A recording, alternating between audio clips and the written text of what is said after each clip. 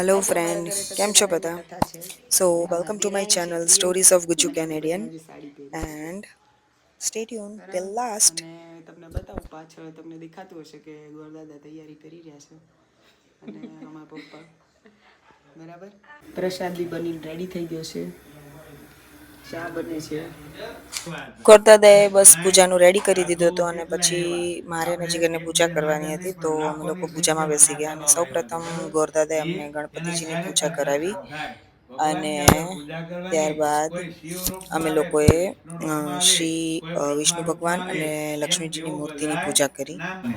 એમ પરમાત્માની પૂજા કરવાથી દરેક પુણ્ય પ્રાપ્ત થાય. પણ ભગવાને તો એની પરીક્ષા કરી હતી, પણ આપણે પરીક્ષા નહીં પણ ભાવથી ભગવાનની પૂજા કરવાની. હરિઓમ લક્ષ્મી ભગવાનનું ધ્યાન ધરો. ઈદમ વિષ્ણુર વિચક્રમે ફરી ભગવાનને ગુલાબના જળથી નવરાવતા હોય ભાવ કરો.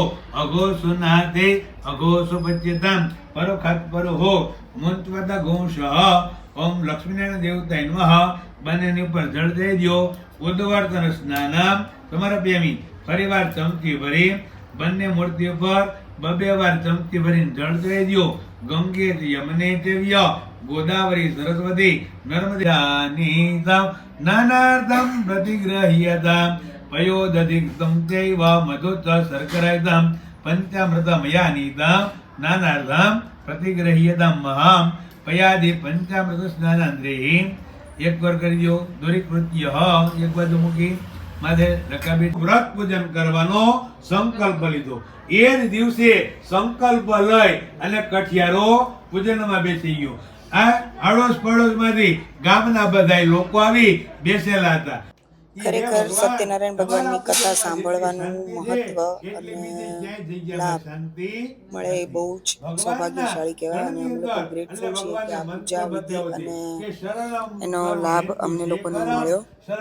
સો 5 અધ્યાય સાંભળ્યા પછી ભગવાનની આરતી કરી અને થાળ ધરાવ્યો અને એ પછી અમે લોકોએ જે રાંદલ તેડ્યા હતા, જે મેં તમને આગળના વ્લોગમાં પણ કીધું હતું.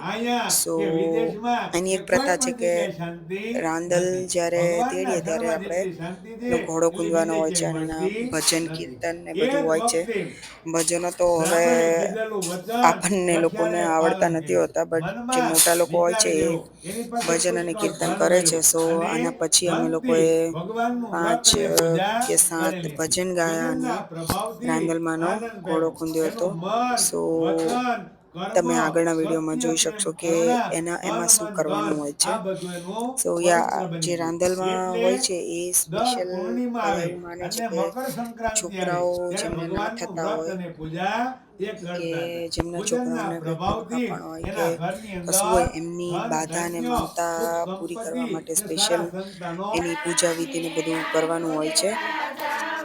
તો અને હા, બધાને ખબર જ હશે કે રાંદલમાં એ સૂર્ય ભગવાનની પત્ની છે.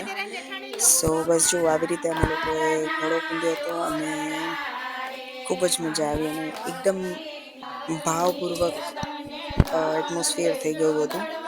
અને એ દિવસે રાત્રે અમે લોકો ખૂબ જ થાકી ગયા હતા અને ગેસ્ટ પણ હતા. સો બહારથી ભાજી પાઉં મંચુરિયન અને લાવીને અમે લોકોએ ડિનર કરી લીધું હતું. સો યા આપણે લોકો કેનેડામાં રહીએ કે ઇન્ડિયામાં રહીએ, લેડીઝને કિચન તો બાય ડિફોલ્ટ ગિફ્ટમાં મળેલું છે.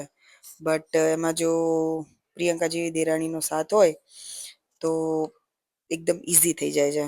સો ચલો બધા ડિનર કરવા અને યા સો stay tuned for the next vlog and don't forget to subscribe our channel Stories of Guju Canadian because lot more content is coming. Thank you. Bye.